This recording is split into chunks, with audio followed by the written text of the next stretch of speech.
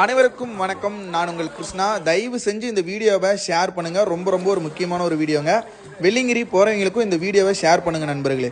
இப்போ பார்த்தீங்கன்னா நம்ம இரவு 7 மணிக்கு ஆண்டி சுனையில் இந்த மாதிரி காலை நினச்சிட்ருக்கோம். எதற்காக நினைக்கிறோம்னா, நம்ம 5 மலை ஏறிட்டு வந்து 6வது மலையில் வந்து ஸ்ட்ரெயிட்டாக அந்த ஆண்டி சுனையில் குளிக்கும் போது நம்மளுடைய இதயமானது ரொம்ப ஸ்பீடாக இருக்கும், நம்மளுடைய உடம்பானது ரொம்ப சூடாக இருக்கும்.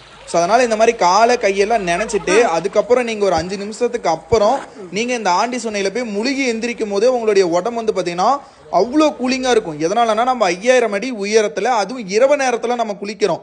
ஸோ அதனால் ரொம்ப பயங்கரமாக இருக்கும். பகல் டைமாக இருந்தாலுமே இது இப்படி தாங்க இருக்கும். இரவு பகல் எப்பயுமே வெள்ளிங்கிரி ஆண்டவர் ஆண்டி சுனைங்கிறது எப்பயுமே பயங்கர ஜில்லுன்னு இருக்கும்.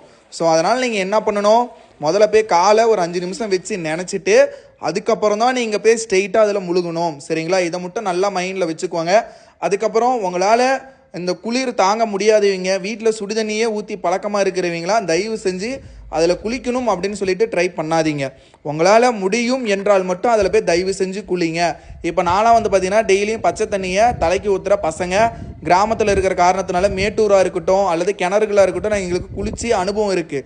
அதனால் எங்களுக்கே அவ்வளோ கடுமையான ஒரு குளிருங்கிறது இருக்குது. அதனால் புதுசாக போகிறவங்களுக்கு நான் சொல்கிறேன், உங்களால் முடிஞ்சால் மட்டும் தயவு செஞ்சு குளிங்க. எதனால்னா அந்த இடத்துல நீங்கள் குளிச்சுட்டு வெளியே வரும்போதெல்லாம் உங்களுக்கு எப்படி சொல்கிறது, ஜன்னி வரதுக்கு கூட வாய்ப்பு இருக்குது. அதனால தான் நான் சொல்கிறேன்.